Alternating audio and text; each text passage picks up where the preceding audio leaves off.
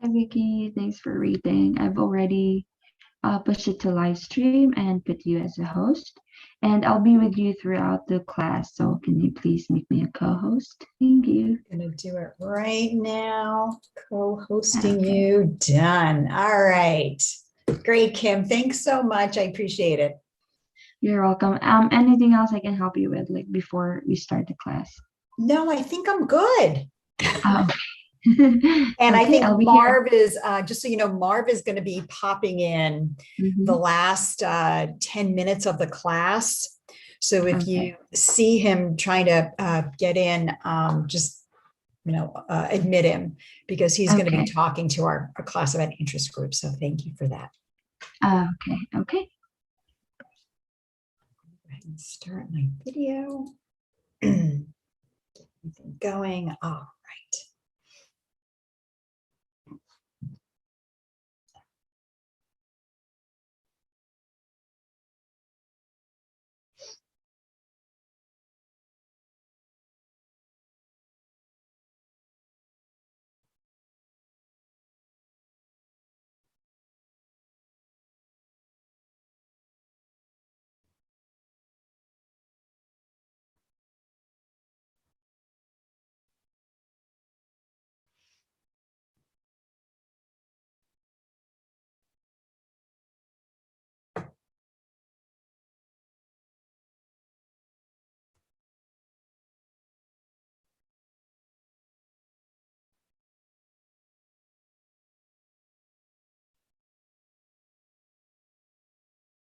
Hello, everyone. Hello. Hi, Ethel. How are you doing, Vicki? Hello. I'm great. I really am. I get to see and hang out with you folks this afternoon. So it's always a good thing.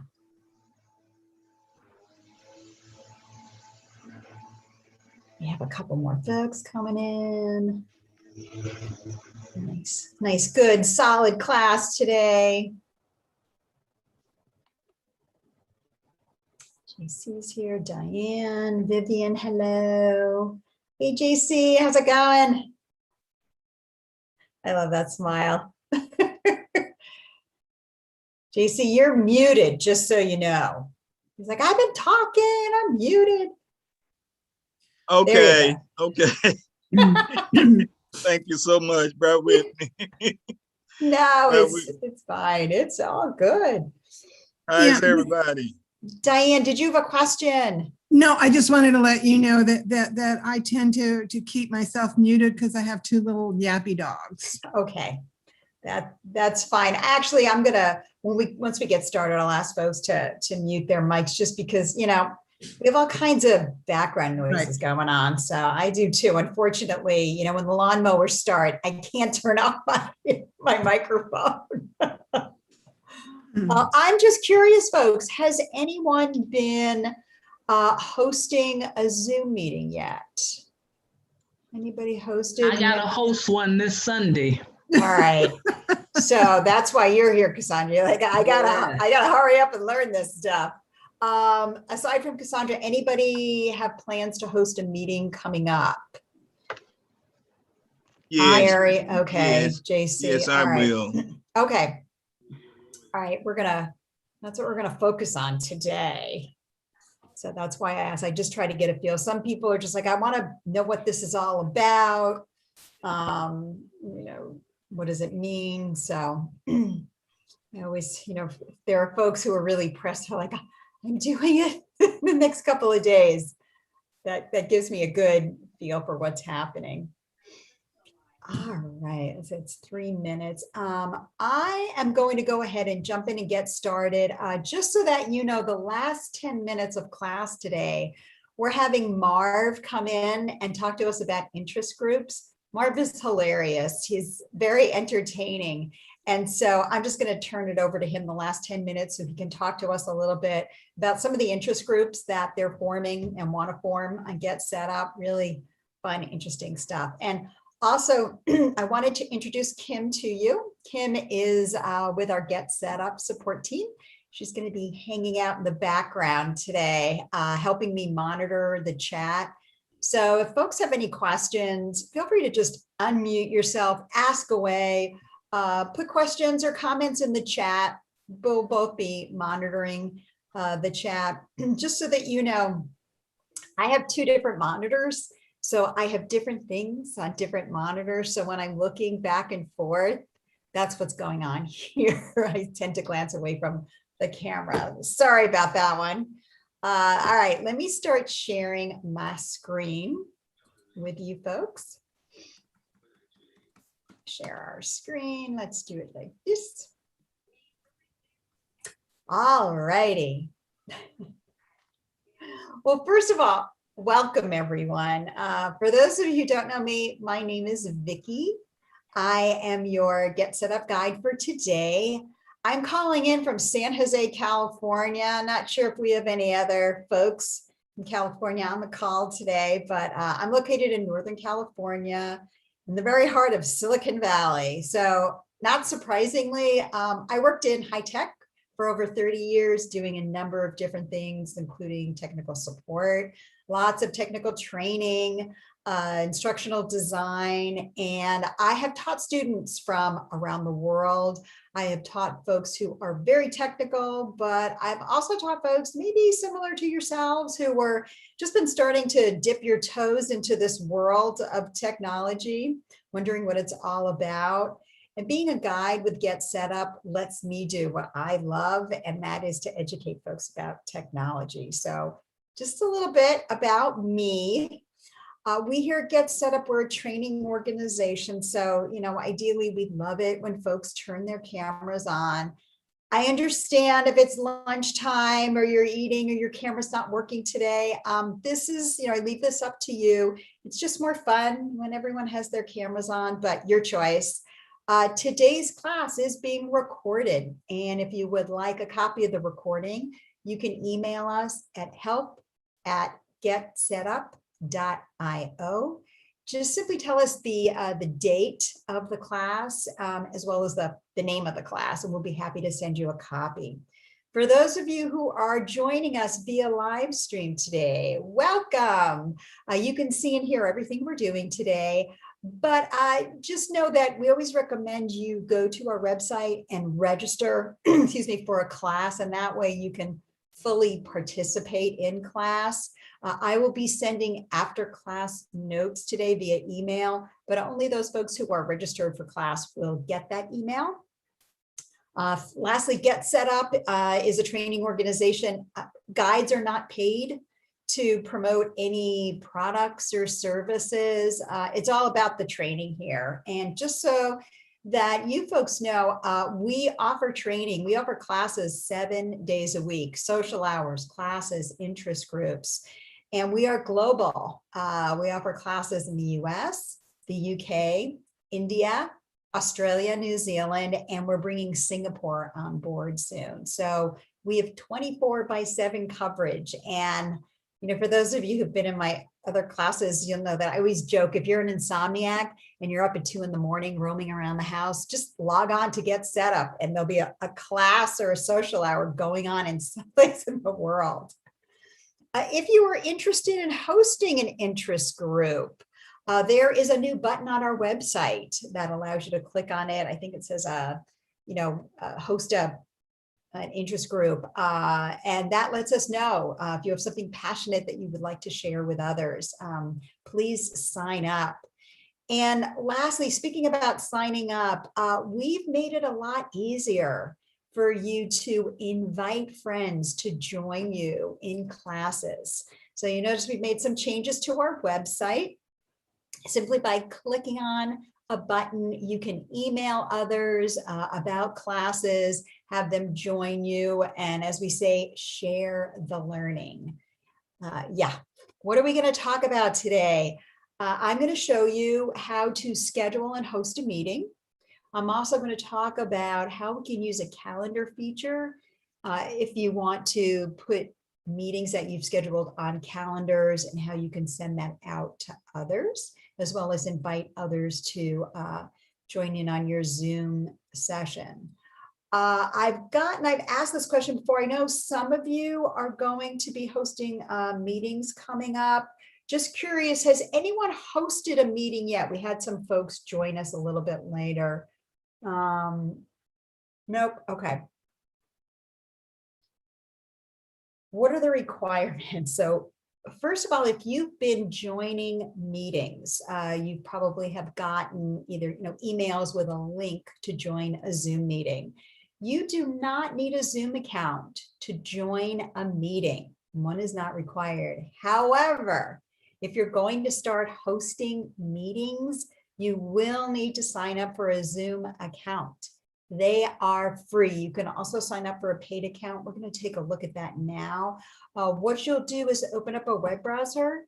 You can go to the zoom.us website and select the plans and pricing tab. And I have another browser open and I wanted to show you what that looks like. Let's just resize this. And so what I've done is I've opened up a web browser. It really doesn't matter what browser you use. I've gone to the www.zoom.us website there. And if I click on plans and pricing, that brings you to this next web page that shows you all the different plans and how you can sign up. So first of all, you can click on, oh, thank goodness, sign up, it's free. This button used to read buy now. And it drove me crazy because when you sign up for the free account, you're not buying anything. So you can click on the sign up, it's free. To sign up for a free account, you'll need that when you start hosting Zoom meetings. And with a free account, you can host a meeting up to 100 participants. And for meetings that are what we call one-on-one, if you just have one other participant, you've invited one other person to a meeting, they're unlimited time.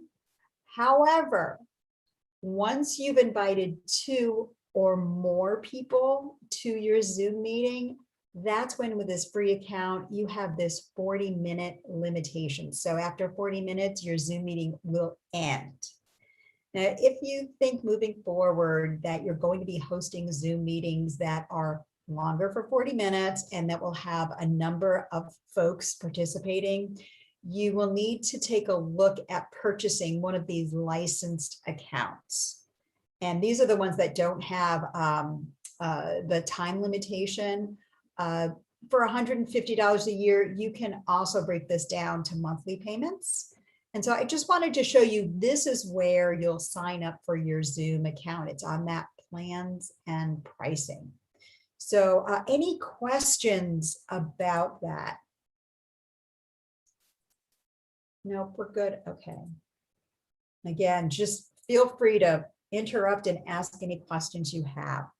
So today I'm working off of my laptop and I am going to be showing you the browser or the web version of the Zoom application. Some of you may be working off of smartphones or tablets, and you will have needed to download the Zoom app on your device. You can find it in the App Store if you're on an iPhone or a tablet, iPad, or if you're working off of an Android, you can go to Google's Play Store and download the app there. Even if you're on a PC, you can download the Zoom app. I actually have it loaded on my PC as well on my laptop. So today I'm working off of the web browser version just because it's easier for me to show you a number of different things in one place. That's the only reason why I'm doing this today. Any questions? Again, just feel free to stop me. I'm going to hop right in. Mary has a question. You can have 2 Zoom accounts. I do. I have a paid Zoom account at work, which is what I'm working on today. And I have the free Zoom account. It's my own personal account. Yep, you sure can. Great question. They're totally separate. You have different logins, user ID, and passwords that you use. So I'm working on today a paid Zoom account. So when I show you certain things, I may have some options that you won't have if you're working off of the free account, but I'll let you know about that.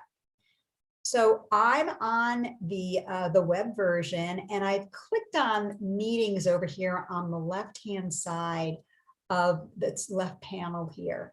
And what this is showing me is any of my upcoming meetings, past meetings. This is my personal room. What I want to start is showing you how you can schedule a meeting. And everything I'm showing you how to do in the web version, you will be able to do on your app, whether it's on a smartphone or a tablet.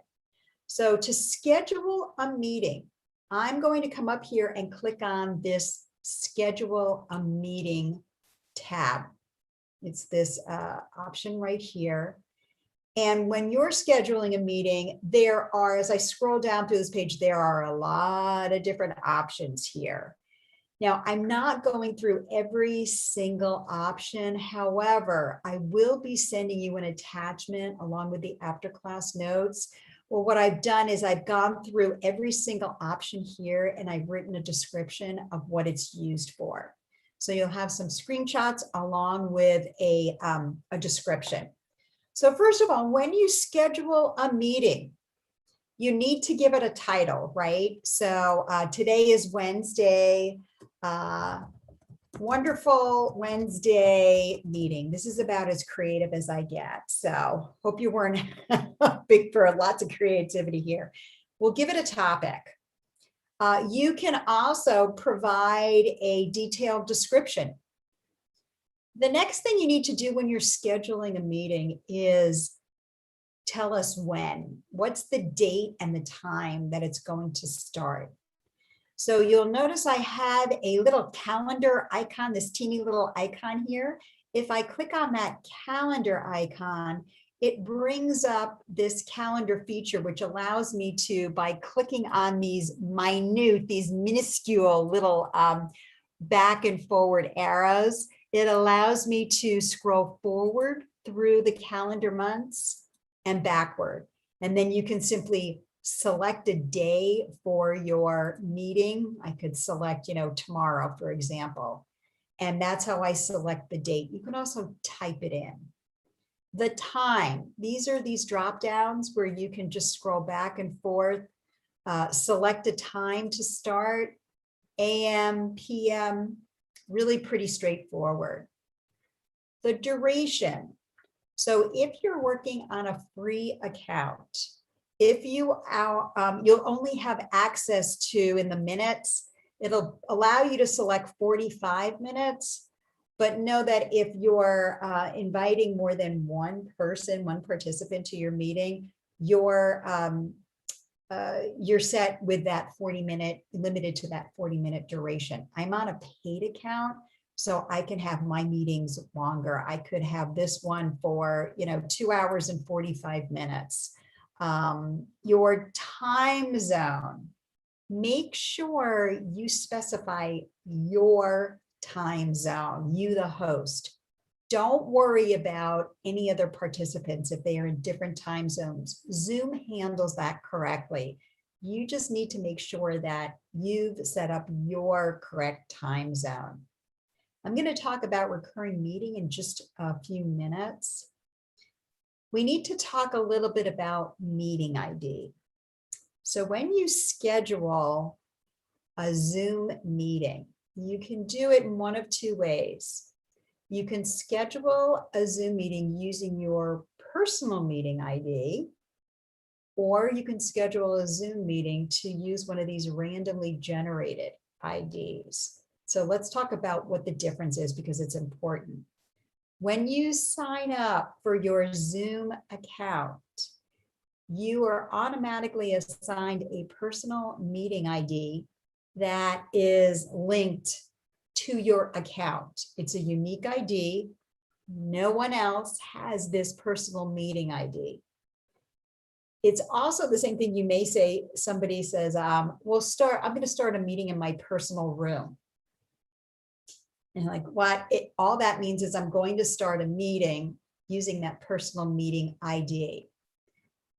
And so with your personal meeting ID, this is always the ID is always the same. It's never removed. It never changes. And if you if you cancel your Zoom subscription, your Zoom account, then that goes away. If you're going to be scheduling Zoom meetings with folks that you know well, family, friends, people that you trust, that's when you can select to use a personal meeting ID. And that's because when you set up a meeting with your personal meeting ID and you send a link out to participants, they can use that link forever. That link never changes. It's always going to be the same. So let's just say you and your family decide, hey, you know what? We're going to have a social hour every Friday at 4 just to catch up. Well, you can send out the link, send out the personal that has your personal meeting ID, and you'll email it or text it, and then your family can use this personal meeting, this link, forever, over and over again. Every Friday at 4 o'clock, you, the host, you're going to start your Zoom meeting in your personal room, meeting using that personal meeting ID. And then your family members will simply use that link that you sent to them every single Friday. So again, this personal meeting ID, it never changes. And when you start up a meeting in your using a personal meeting ID or in this personal room, people can use the link forever. It never expires. And this is why you need to hand it out or share it sparingly, because if someone is abusing this link, they're not acting appropriately in the Zoom meetings, you're going to need to work with Zoom support to maybe get a new ID. It's just, you need to do a bit of work here. Now, if you're going to be scheduling a Zoom meeting with people that you don't know as well, maybe it's a colleague, or you have, you're a coach, a life coach, and you have clients that you're going to be working with over Zoom. You don't really know them all that well. That's when you want to start schedule a meeting using one of these generated automatically IDs. Because what happens is when you start a Zoom meeting using one of these randomly generated IDs, as soon as the Zoom meeting ends and people leave, that link, that ID expires. It can no longer be used. And so people don't have access to that link over and over again. It's a one-shot deal.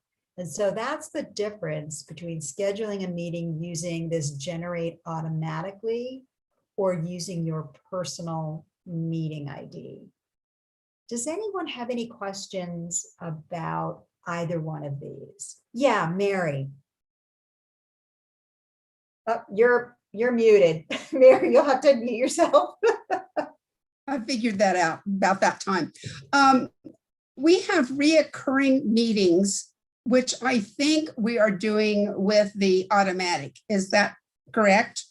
Okay. Yeah, you can do that. And by the way, that meeting ID, because it's reoccurring, that's the same one that you can use over and over again until the recurring meetings end. Right. Okay. We have a lifestyle coaching group that I'm working with the guy who schedules all of these things. So. Okay. Yeah. And you may be you're probably using the generate automatic, I would say. I'm thinking so. Yes. And I recommend that unless you're going to set up a meeting with good friends that you trust or family members, I would use generate automatically. Okay. Yeah. Anybody else have any other questions about scheduling a meeting and these meeting IDs? Because it's an important point. Now, when you host a meeting, do you hit up at the top, host meeting, you the host? This is a little bit different. This host meeting over here, this allows you to start what's called an instant meeting. And so in addition to scheduling a meeting, you can start a Zoom meeting at any time. You don't have to schedule one. You can, because I'm working up with a web browser version. If you click on this host a meeting, it will start a Zoom meeting using one of these randomly generated IDs. And I'm not going to do it now because I've already started a meeting and it'll just kick me off of this one. But that's what this host meeting does. It automatically starts an instant meeting just like that, using a randomly generated ID. And then you can invite others to join your meeting. For example, Cassandra, you may be working with a colleague or a friend, and you're on the phone and you're trying to show them, walk them through how to do something on the computer. And you'd be like, oh, you know what? I tell you what, let's start a Zoom meeting. Let's hop on a Zoom meeting. I'm going to share my screen and let me just show you how to do this. That would be an example of one of these instant meetings. And what you didn't see is that under meetings, there is a personal room tab. And that is where you could start one of these instant meetings on the fly using your personal meeting ID.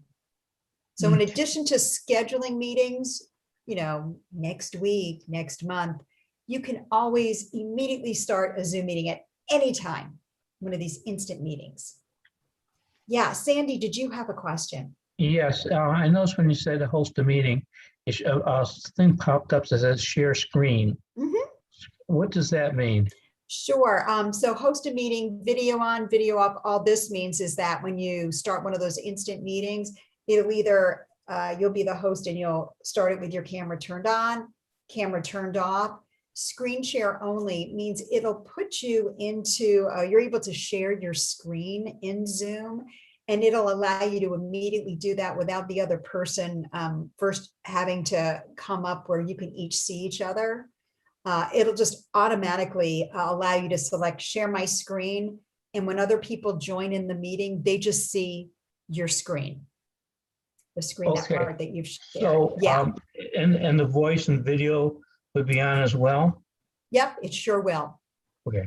It's just another option. Yeah, great question. Thank you. All right, I'm going to keep going. Let's talk a little bit about security. This is important. You may have heard of all the Zoom bombing that was taking place last year when we first went into the whole lockdown. Well, Zoom has since added lots of security layers. So when you schedule a meeting, you are going to be required to either use a passcode or enable the waiting room. When you are working on a free Zoom account, passcode will automatically be selected for you. It will be grayed out. You will not be able to deselect it. But what you can do is change the passcode. And so, I don't know, you could just, 281. All right. I probably need, won't let me do that. Anyway, you have at least 7 only new, oh, you can only allow numeric password. Well, look at that. They changed it. All right. You can set your passcode to be anything you wish. I guess it has to be numeric now. This is something they recently changed. So on a free account, passcode will be selected for you. But if you don't want to use the random passcode that they use, you can change it to something that you'll think it'll be easy to remember. If you're working off of a paid account, you will have the option to select passcode or waiting room. Now, what the waiting room does, and some of you may have seen this because we've implemented the waiting room recently. We've also had some Zoom bombing going on, unfortunately. And so if you implement the waiting room, what will happen is as your participants click on that link to join your meeting, they will be sent to a virtual waiting room. And they'll receive a notice that you may have seen that says, oh, the host will let you in shortly. And then it's up to you, the host, you will see messages that pop up on your screen that will say, Vicki is in the waiting room. And you can either click on admit to admit them if you recognize their name, Or you can review, you can actually send them a little chat. That's a message that says, I'm sorry, iPhone 123, can you give me your first and last name? And then if you recognize them as a user, you can then admit them. And so that's how the waiting room works. And you can use it. So if you're on a paid account, you're required to select either the passcode or waiting room. You can have both. And even with a free account, you can use both of these. It's just additional levels of security. And so that is the security here that you'll probably be using. Any questions about passcode, waiting room? Yeah, Sandy. Sorry for all the questions. No. When you have an instant meeting, does Zoom send out a email to the person to notify them of the instant meeting? And do they have to bother the passcode, or do they have to type it in, or what's that? Yeah, sure. When you create one of these instant meetings, it will use the passcode. You can set it to be anything you would like. But just because you start a Zoom meeting doesn't mean you've invited participants. Even when we schedule a meeting, I'm going to show you, that doesn't mean that you've invited participants. You'll need to separately invite them, send them an email. And there are different ways that you can do this. I'm going to show you how you can do it when you schedule a meeting. Even when you've started an instant Zoom meeting, you can always go to the participant screen, for example, and click on the invite button in the lower left-hand corner and use that to invite participants to your meeting that started. So how will they know? How will they know? I guess is what I'm trying to, but you'll show that later, I guess. They're going to receive an email. They'll receive an email or a text if you're on a mobile device and you've sent it via text.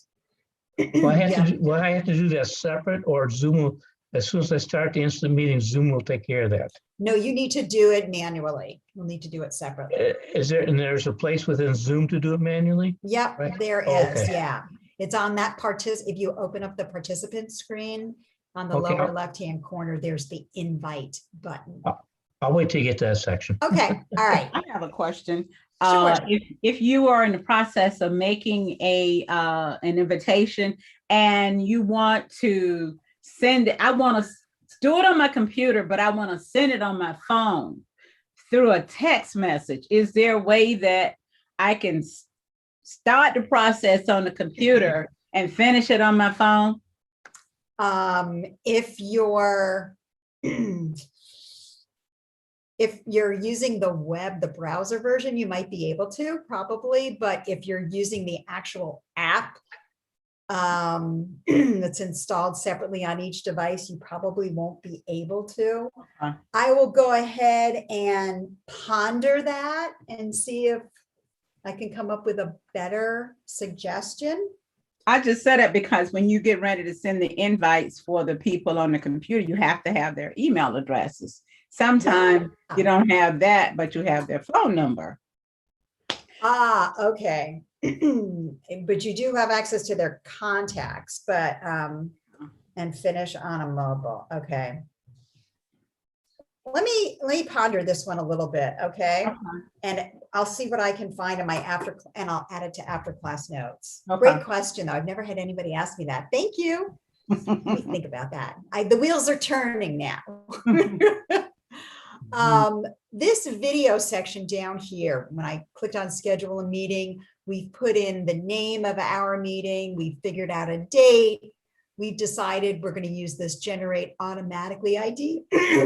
We're setting up a passcode and a waiting room. And now video, what this is referring to, these options here, is the state of your camera when you first join a meeting. So for the host, you may decide when you start this meeting as the host, your camera is turned off when you first start the meeting, and then you can turn it on manually. The same thing with participants. You may decide that participants, they all join the meeting with their cameras turned off, and then it's up to each participant to turn their camera on once they've joined the meeting. And, it really depends on your participants. If you think that some of your participants are not that comfortable with technology, and you think it might be a bit of a struggle to try to show everyone how to turn on their cameras if they're really new to Zoom, maybe you set this to on. Maybe if there are young children who aren't comfortable yet with technology, you set this to on so that when people join your meeting, their cameras are automatically turned on for them. It's just something to think about. This audio option here, this is only going to be available if you have a paid Zoom account. What it allows you to do is enable your participants to join the audio portion of a Zoom meeting, either on their telephone or force them to just do it through their the audio that's on their computer, or you can allow them to do either one. And this is good if you have people maybe who are going to be joining your Zoom meeting from the car, or maybe in a place that doesn't have great internet connection. And so let them use their phone to dial into the audio portion of the meeting. So that's what audio is. And a couple of more options here. Allow participants to join at any time. When you select this, what it does is it allows participants to join a meeting before you, the host. You may be thinking, when would you want this? Well, maybe you have folks who are joining from parts of the country or maybe other countries where they're not sure if their connectivity, everything's going to work. If you allow them to join before you, the host, it gives them some time to make sure their camera's working. Can they actually connect to the Zoom meeting? Are they having any audio issues? So that's what the allow participants to join anytime does for you. This is a good one to look at. Mute participants upon entry. This is relatively new and it's selected by default when you schedule a meeting, but you can always turn it off. And what this does is it automatically mutes everyone's microphone when they first join a meeting. That's really nice if you have a large group of folks who are going to be on your Zoom meeting, because it can get really noisy if you have like 40 people and everybody's talking on the phone, they're eating, they're talking to people. So this might be a nice option to turn on. And then one last one I wanted to talk about is automatically record the meeting in the cloud. Now with Zoom, you have the ability to record your Zoom meetings. You'll need to tell people that you're recording. And if you know ahead of time that you will be recording a Zoom meeting, I always like to keep this selected, because what it will do for you is you as the host, when you first start the Zoom meeting, it will automatically start the recording for you. And there have been times when I haven't had this selected and I've started a Zoom meeting and realized, oh, I need to start recording. I forgot to start the recording. So again, these are just some of the more important options I wanted to go over. Anybody have any questions about what we've talked about once we clicked on schedule a meeting? Okay. When you're done making your selections, you can click on save. Now, all this has done is it has just saved your meeting. You have not invited anyone. In order to start inviting participants to my wonderful Wednesday meeting, what I can do here is click on this copy invitation. And again, I'm on the web version, so this is available here. If I click on copy invitation, this next screen pops up. And this is all the information. There's that Zoom link you see. This enables them to click on the link to join my meeting. This is the passcode that they'll need to enter. And that is also sent to them if you're using the passcode. That's part of the invitation. If I click on this copy meeting invitation button down here, What this does is it copies all of this text, all of this information to something called the clipboard. And I'm working off of a PC. So for me, this information, the clipboard is nothing more than this temporary storage space, if you will, in your computer's memory, in your device's memory, whether you're on a smartphone or a tablet or a PC. It's copying it to my computer's little memory bank, if you will. You don't have access to the clipboard. You can't, run it from an application. But what you can do is, I'm just going to click on cancel here. You would then go to your email application, whether it's Gmail, Yahoo, AOL. You'll compose a new email. In the to fields, you'll put in all of the addresses, and I'm going to bring up just an application I use. It's called Notepad. It's on my PC. And in the body of your email or your text, if you're working on a tablet or smartphone, if I'm on a mouse, so if I right click, I can select paste, or I can use keyboard shortcuts, Control V, if you're on a MacBook, Command V, and it will paste this invitation into the body of your email, or you can paste it into a body of the text if you want to send it that way. And then you'll simply send your email, and then you have invited people to your, in this case, my wonderful Wednesday meeting. Yeah, Sandy, question. A couple questions. Do you have to have a password when you're creating an instant meeting? Is that necessary? Either use the password or use implement the waiting room. Okay. And the next question, how does it know, when you click on copy invitation, how does it know that that's what I want to go on an email? Or how does the email find the invitation, I guess? Yeah, so if I click on the copy meeting invitation, all of this is being saved to your device's memory. And then at this point, what you'll do is when you compose a new email, you'll address it to one or more people that you want to invite to your meeting. Okay. When you go into the body of your email and either like right click on a mouse, you can, if you're working on a smart, not a smart device, a tablet or a smartphone, you'll have other key combinations. You can use the touchpad or just long press and then select paste. It knows to paste this into the body of your email because it's this whole copy and paste. That's how you can access your anything that's been saved to the clipboard.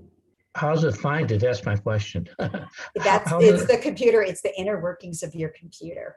In other words, just because I'm pressing on copy, or should say paste at that point, paste, since I've already got a copy, how would it know to find this particular message as opposed to other messages? There's only one message at a time that's saved to your clipboard, only one piece of text at a time. So whatever you copied last into your clipboard, that's what's there right now. And so whatever you paste, the very last thing that you save to the clipboard.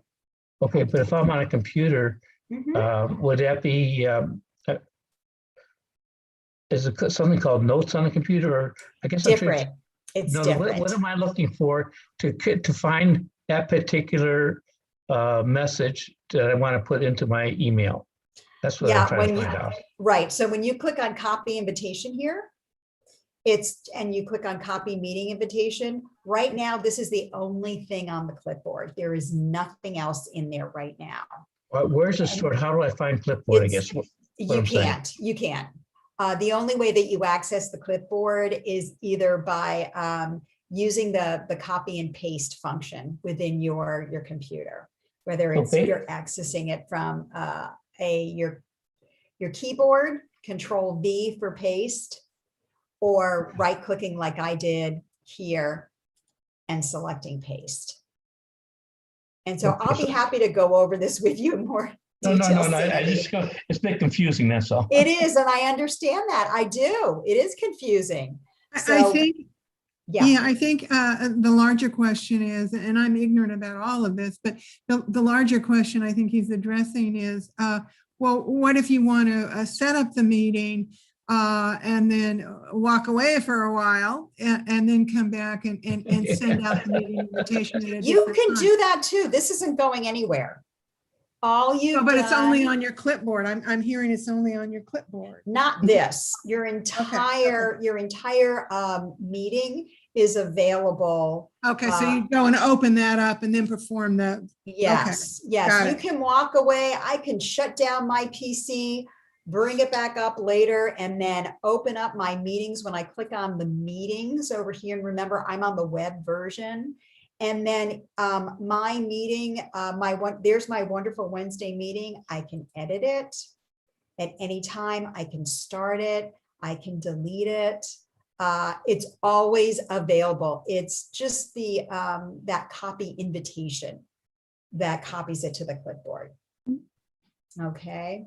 Vicki, I have kind of a strange question. I'm sure you're going to get there because you're going to be talking about calendars. Yes. Can you add the meeting to more than one calendar at a time?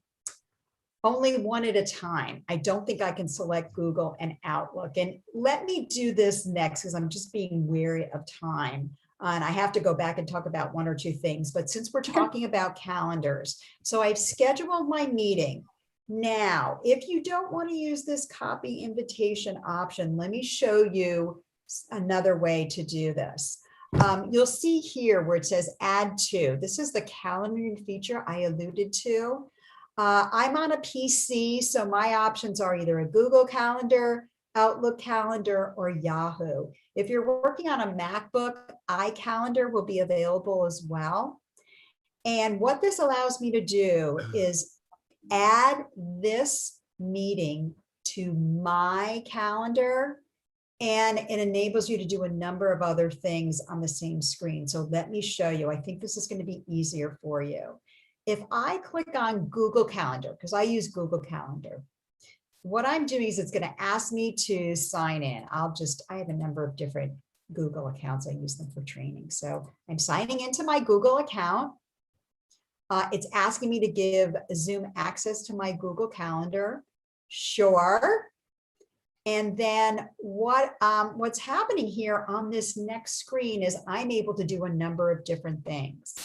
First of all, here's my Wednesday meeting. This is the date and the time it's going to start. I can start adding notifications. I don't know if you can see this. So right now there's a default notification of 30 minutes that's being set. Now, right now, this is for my calendar, but when I invite other guests and they add it to their calendar, I can also add additional notifications. So for example, I can say, I'd like to send an email 2 days before. These are reminders. So you can either have a pop-up notification that shows on their computer screen, or you can have an email that's sent out. So if you're scheduling a meeting 1 month in advance, maybe you want to send a few emails out, a week apart and say, hi, just a reminder, we have our wonderful Wednesday meeting coming up. So that's add notification. Another great thing that you can do from this screen is you can customize the wording, the text of the notification, or of the invite itself. You can delete things, you can add things, you can make them bold, italics. There's a lot of different things you can do to customize the actual wording of the invitation. The other great thing that you can do from this screen is you can start adding guests by typing out people's email addresses, just like this. I have different email addresses. These are my test email addresses. Let's see, I think it's this way. And so this is what I've done here. I've added notifications. I've customized the text, and on the same screen, simply by typing out people's email addresses, I'm adding them as a participant. No copy and pasting necessary here. Once I finished adding my guests, I simply click on save. And what that is doing is asking me, would you like to send email invitations? Yes, I would, please. So it's doing two things. It's putting my wonderful Wednesday morning meeting on my Google Calendar, but it's also sending emails out to those 3 participants, those 3 guests. They'll receive emails saying, would you like to participate? Do you plan on attending the meeting? If they say yes, or they can also select maybe or no. And if they select yes, it'll say, well, would you like to add this invite, this meeting to your calendar? And again, if they say yes, their calendar will look just like this. And you can click on anything in your calendar, click on this event, and then right here using this link, you can join the meeting. Even if you're the host, this will start the meeting if you're the host. And so again, I got to that simply by selecting, once I've saved my schedule meeting, I've selected one of these calendar options. And then that brings up this the other screen that I showed you where you can add notifications. You can customize the text of your invitation as well as add participants all on the same screen. So I know it's a lot, especially for those of you like, oh my gosh, I'm going to have to schedule, I'm going to have to do this. But really, you're going to click on schedule a meeting and you can practice this. Cassandra, you know, if you have your Zoom account, if you don't have one yet, log in, you know, okay, log on to that Zoom account, schedule your meeting and just practice going over some of what we've done here. Okay. Now, at this point, we have Marv who has joined us. I'm going to stop my sharing. And Marv is here. He's going to talk to us a little bit about interest groups. So I'm going to hand it over to you, Marv. Thank you, Vicki. I've been seeing a lot of you recently. I know. We have to stop meeting like this. That's great. I was in one of Vicki's classes the other day on it. That's why I mentioned it. First of all, I want to say thank you for allowing me to have this time with you. What I want to talk about, folks, is Get Set Up is offering the classes to give you more knowledge. But what I want to do and Get Set Up wants me to do is to encourage you to form some groups together, friendship groups or interest groups, things like that, where you can get together with your fellow learners on there and you can just have a casual discussion. It's nice to have a topic, for example, gardening or cooking or how to do a Zoom backdrop or something like that. You know, you can do things like that, but you can also have the discussion where you're saying, how was your day today? Well, what did you do today? And stuff. You start to make friends, folks. You make friends. And let me tell you, that is so important because it's kind of a downer for me to say this, but you're going to lose your loved ones. You're going to lose your spouse if you haven't already. And you're going to say, wow, what happened to all my friends? Where'd they go? With Get Set Up, you can make friends. You can't be shy and worry about the fact that maybe someone's going to turn you down or something. We don't have that many years left, folks. So you have to just go out there, put yourself forward. And it's easy to do, especially in discussion groups. Like right now, all of you people are in Vicki's class. You could easily have a discussion group about all the things that she teaches. It just doesn't have to be on one thing. But again, it's discussion. It's the learners talking with the learners, not the guide, not the host in the case of a discussion group. No, none of that. It's kind of a fun, casual thing where you do make friends. Now, I'm going to go ahead and I am going to put into the chat Oh, let's see here. Let me do that. There we go. I just put in a fact about Vicki. I put in all of her classes that, and maybe I'm not even up to date on that, but I put in the majority of the classes that she teaches on it. The one in particular, I noticed some of you folks already have possibly taken her class on backgrounds. I mean, you think I'm living in a nice house like this? Heck no, I'm not. I'm not going to show you my messy office. No, I'm not going to do that. But I learned how to do the Zoom backgrounds, and she teaches that. So, I encourage you to take that class. But getting back to my original topic, folks, it's time for you to make friends. Now, let me see, just with a show of hands or something, how many people really would like to make new friends? Nobody want. All right, finally, JC, you're my best pal.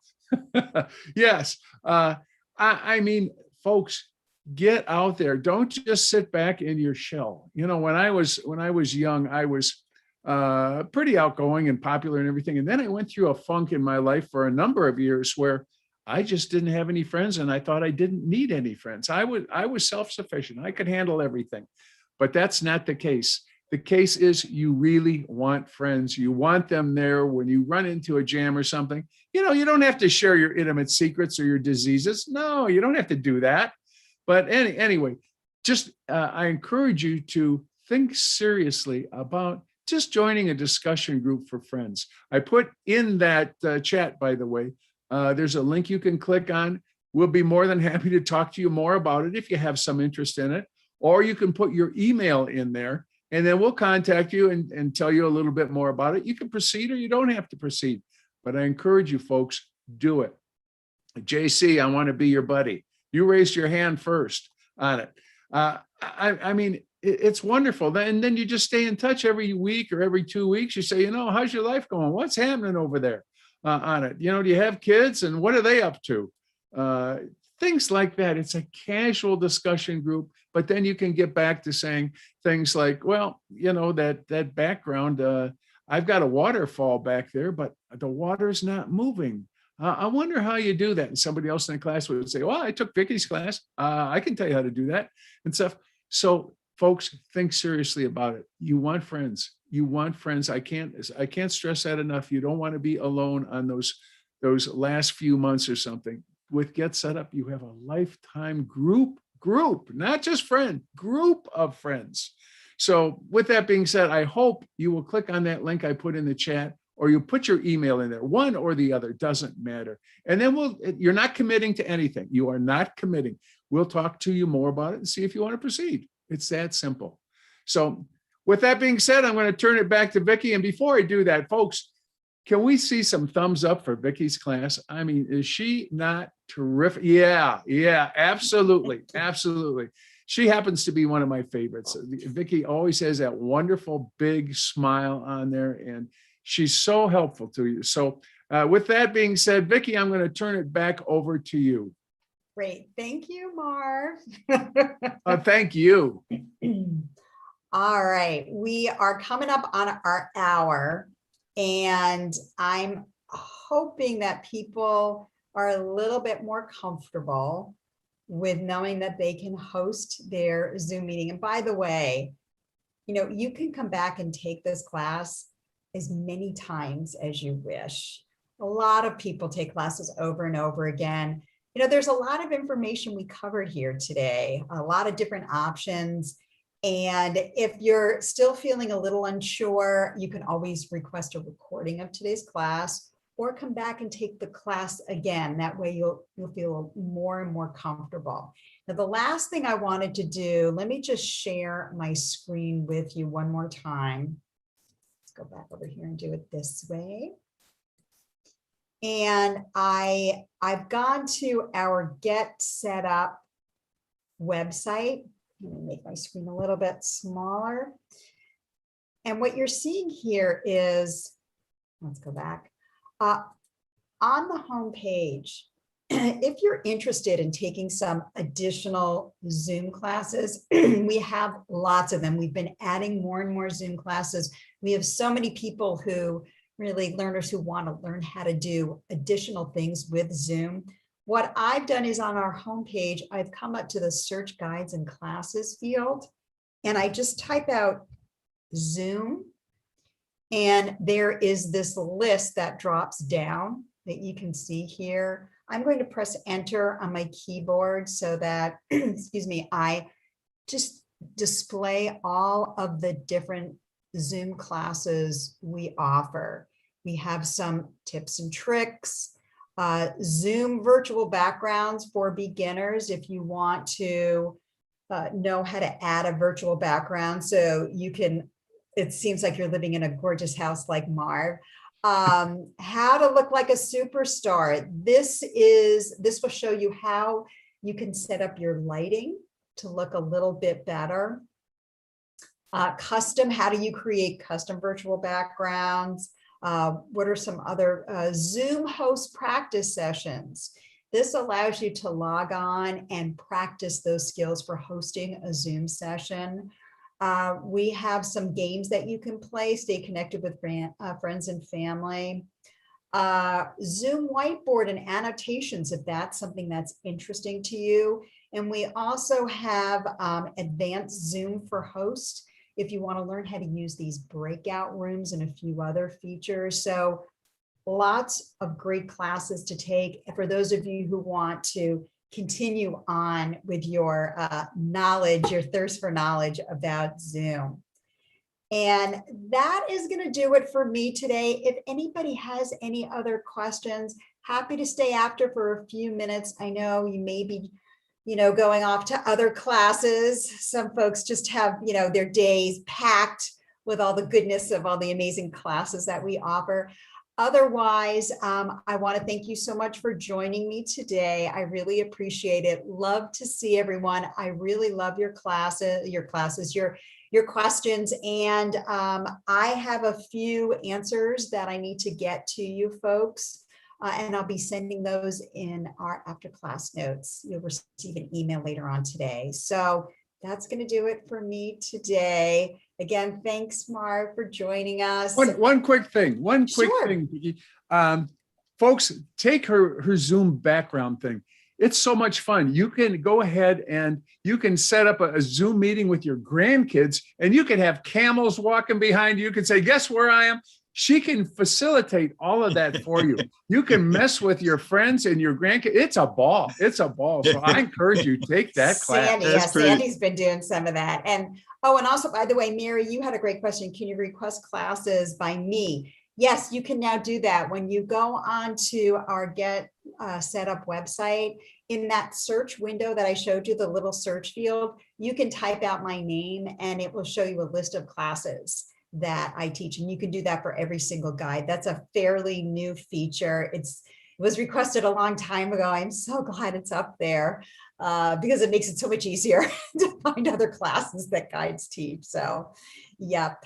Diane, did you have a question? You're going to hang on. I just wanted to mention, I saw a comment that asked whether the recording was going to be HIPAA compliant. Yes. And I don't know. Do you know anything at all about HIPAA? A little bit. I'm certainly no expert. Most people would not. It's a Health Insurance Portability and Something Act. It's an extremely complex set of rules regarding the privacy and protection of healthcare information. I don't think if you discuss with your colleagues in the tech field that they would have an answer for you. And I doubt that whatever you all are doing is HIPAA compliant. And I speak from having been an attorney for a financial institution who had customers who were physicians, clinics, hospitals, where certain of our products and services had to be HIPAA compliant. Like people use checks to pay their healthcare expenses. Well, that becomes protected information. And so the bank had to have system. So I doubt it. I don't know. Maybe somebody wants to schedule a Zoom meeting with physicians or nurses or something like that. And that's a whole nother. It's a whole thing. It's a whole thing. Other than there are laws, for example, in California and there in other states, which do say that you have to let folks know that you're recording them. Well, that's HIPAA goes so far beyond that. Yeah, it sets does. Standards for the security of the information. Yes, and I don't think anything we talked about here. Well, yeah, ask away, but I would be Yeah. very surprised. Thank you. I so, mean, we do have other classes, that do talk about health, in general, but again, I think we're very, very careful about security. We take our learner security very, very seriously. So, I'll be happy to ask, but yeah, Mary, I think you asked that question. I asked that question Okay. because our group that we do is like a Medicare group. Oh, Yeah. okay. And as such, we have not recorded anything because we wanted to be sure that we were staying compliant in that situation. So Yeah, I might not be the best person to ask about that. Yeah, a recording is a recording. So, right. and that's outside of the scope of Zoom. That's really more placed upon the individual host or the organization. Yeah. Well, I think that's kind of what I had heard, was that the organization had to set the levels of recommendations and then go with what they had. So yeah. Yeah, I think that's more along the lines. Yeah. But Zoom tells you right up front that it's recording, so it's your choice. Yeah, you can Right. see that too. You can see recording is turned on. Mhm. and you have the option of opting. Well, yeah, the option turn it of off, opting yeah. out of the class if You do. you don't want to be recorded. Mhm. Yeah. Yeah. And so some Sandy, folks- yeah, Sandy, you are out of control with those backgrounds. I know. I love it. I love it. I've been watching that. Yeah, me too. I had to go to India to get this thing done right. Oh my gosh. Oh my I gosh, mean, it's good. Yeah, it was a collage. It just by accident that worked out this way. Mhm. It's gorgeous. Pretty yeah. cool. Pretty cool, pal. Wow. I don't know how to do it again though. That's the funny part. I'll take Vicky's class. Vicki, All can you right. Yeah, Can you sure. send me an answer to my question about calendars when you send out the information? All right. So let me scroll back up through the chat. And- So well- Mary, yeah. Calendar. So I'm reading it now. You have an Outlook calendar that you At use work. at work and you use Google Calendar at home. You're forwarding all of your meetings from your Outlook calendar to your Google Calendar.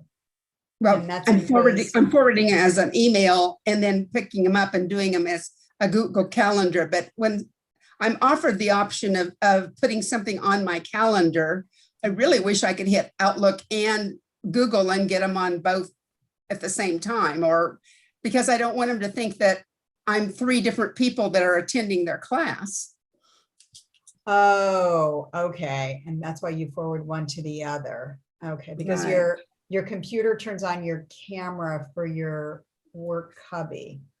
And then it plays audio to your work. All right. If So, my work computer sits right here beside my home computer, but if I turn on my work computer and I join this meeting today, you would see a gray background and no me, and my voice. The big thing would be my voice would come on in the office, which is really distracting for people there. So I use my home computer to do things when I'm at home.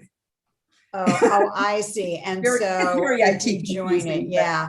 I mean, you can always, yeah, I see what you're talking about now. Let me just think about that. I understand. So unfortunately, you can't from that one single, when Get Set Up sends you that email, it says, would you like to put it on your calendar? You can always bring up that email in Google too and add it. I Okay. don't think you can, once you sign on, can you sign on more than once? Can you accept more than once? Well, With the What same I have been users? known to do is to send Yeah. it to Google, or I mean to Gmail, Yeah. and then I can accept on Outlook and I can accept on Google. But that's a pretty crazy way of doing it. Yeah, because then you have it twice. Yeah, there's no way that I can think of to do it at the same time from within Okay. a single email. I don't think you can. I mean, I can experiment, but I don't think so. Yeah, if I understand. Okay, well, I correctly. figured I'd just let you Okay. think about it. And if you've got an Okay. idea for me, I would appreciate it. Yeah, sure. I'm gonna copy and paste this. So of course, yep, will do. All right, everybody, I'm gonna let you go. We've gone over. Sorry about that. I can't help it. People have great ideas and questions, so I always stay a little bit later. I love it. Have a great rest of today's Wednesday. Yeah, sometimes I'm not really sure what day it is. And my husband loves to play jokes on me like that. I'll say, what is today Wednesday? He's like, no, it's Saturday. And I say, you know what? Don't do that. That's not fair because I'll believe you. I'm like, oh, okay. Sure. So anyway, have a great rest of your Wednesday, everyone. It was a delight having you, and take care. And I hope to see you in other classes too. You will, Vic. Great job. Great job Okay. too. Great job. Great job. Practice. You can do this. See you again, Vicki. Okay.